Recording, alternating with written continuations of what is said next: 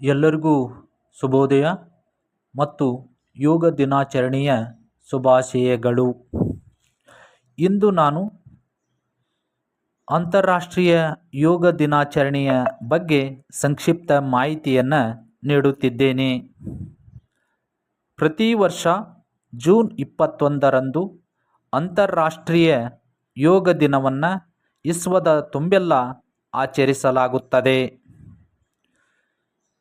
ಭಾರತದ ಇಂದಿನ ಪ್ರಧಾನಮಂತ್ರಿಗಳಾದ ಶ್ರೀ ನರೇಂದ್ರ ಮೋದಿ ಅವರು 2014ರಲ್ಲಿ ವಿಶ್ವಸಂಸ್ಥೆಯ ಸಾಮಾನ್ಯ ಸಭೆಯಲ್ಲಿ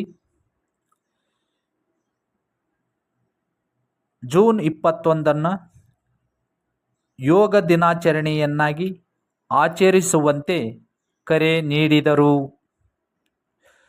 ಭಾರತೀಯ ಪ್ರಧಾನಮಂತ್ರಿಗಳ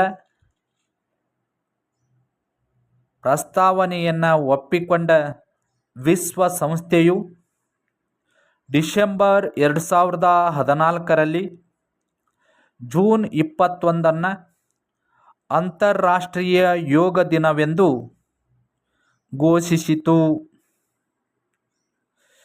2015 ಜೂನ್ 21ರಿಂದ ಮೊದಲ ಅಂತಾರಾಷ್ಟ್ರೀಯ ಯೋಗ ದಿನವನ್ನು ವಿಶ್ವದ ಎಲ್ಲ ರಾಷ್ಟ್ರಗಳು ಆಚರಿಸಿದವು.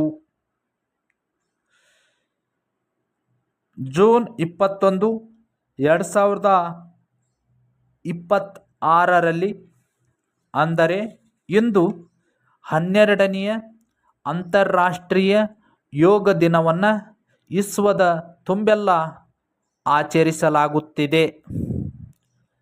Thank you. ಈ ವಿಡಿಯೋವನ್ನು ಶೇರ್ ಮಾಡಿ, ಲೈಕ್ ಮಾಡಿ, ತಪ್ಪದೇ ಸಬ್ಸ್ಕ್ರೈಬ್ ಮಾಡಿ.